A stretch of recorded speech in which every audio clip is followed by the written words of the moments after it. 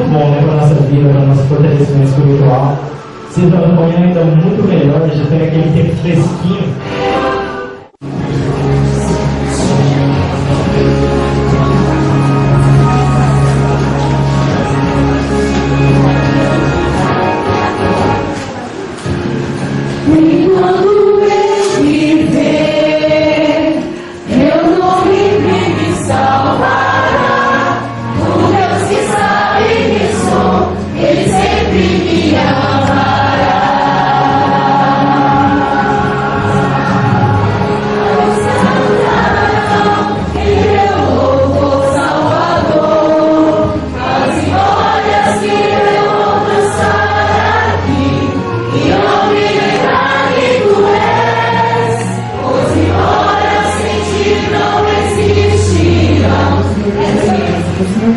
Pelos melhores caminhos, meu Pai.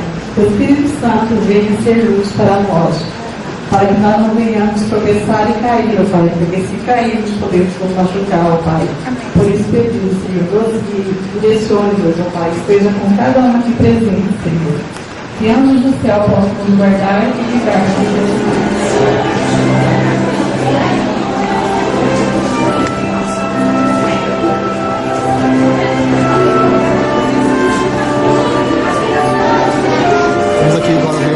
E o Ivan estão participando da programação, né, dessa noite. O Igor também ajudando na equipe de som.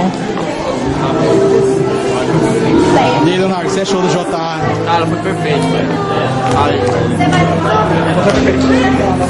Por que perfeito, Leonardo? Foi massa. Porque foi Rodrigo, né? E a família dele que fez o JA. Vamos ver agora com a Jéssica, o que ela achou do JA. Jéssica, o que achou do JA? Foi muito legal, participei também. Aqui a Rafaelinha ajudou nós aqui também. Olha ela ajudando aqui a rolar o fio.